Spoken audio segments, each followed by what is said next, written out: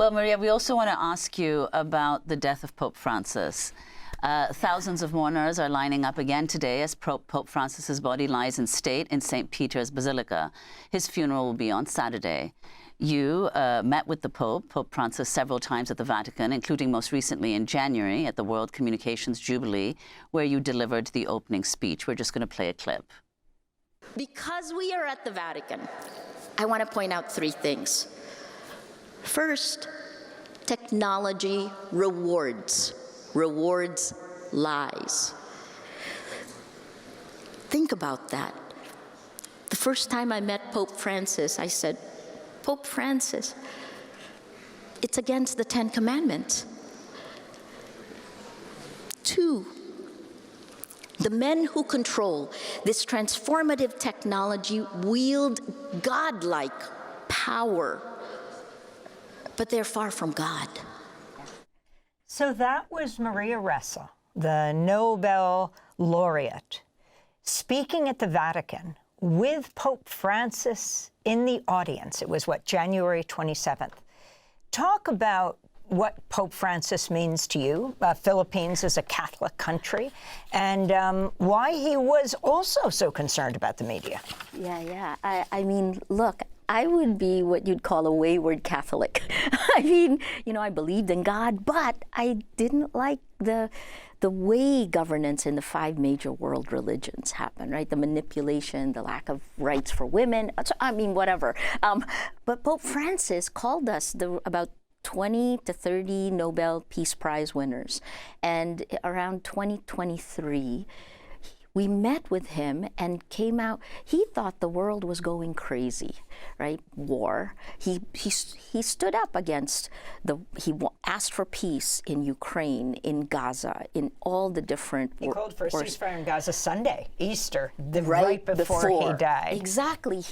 And beyond that, this is a pope that understood the role of artificial intelligence. I mean, it was interesting sitting around a table where, you could see all of the world's problems that were existential, from landmines to climate change to nuclear proliferation to, oh my gosh, what would be the next one? I mean, I was at the last in terms of technology and media, right? He understood this. He stood up for the principles that were there, and even for the marginalized. This was a progressive pope.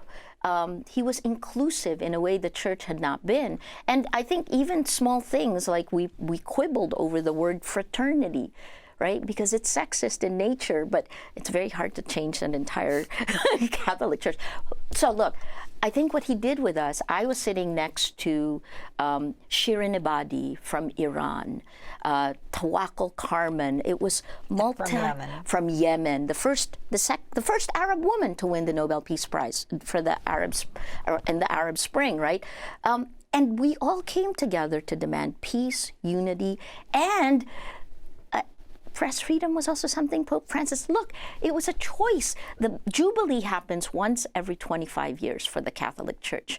And the first speaker he chose, despite the relentless coverage of sexual abuse, both of minors and of women in the Catholic Church, right? Despite all of that, and men, he chose journalists to kick off the Jubilee. He cared about what was happening around the world. And now this conservative ally of progressive values, now we're going to see what will happen at the conclave. Who will replace Pope Francis?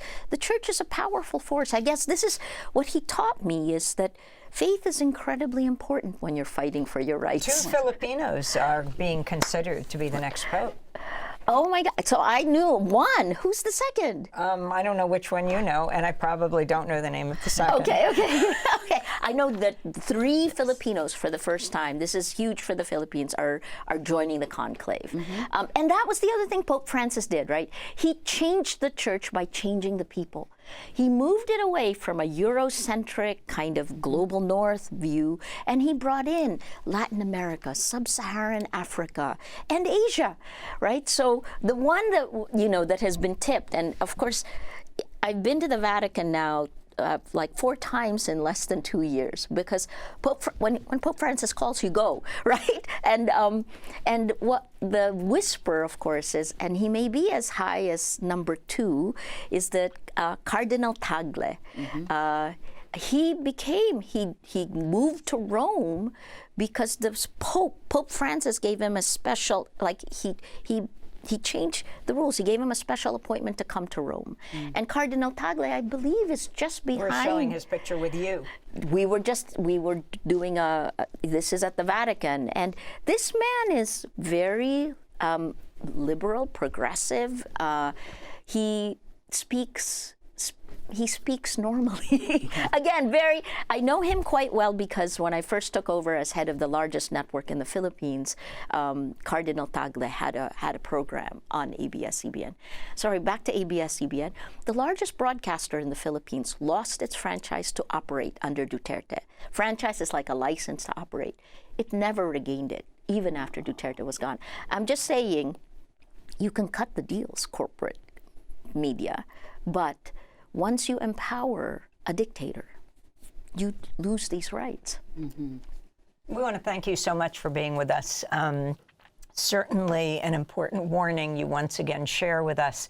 Here in the United States, Maria Ressa, co-founder and CEO of the Philippine independent news site Rappler, received the Nobel Peace Prize in 2021 for her work defending free expression in the Philippines, as the president at the time, Duterte, went after, attempted to arrest her over and over and over again.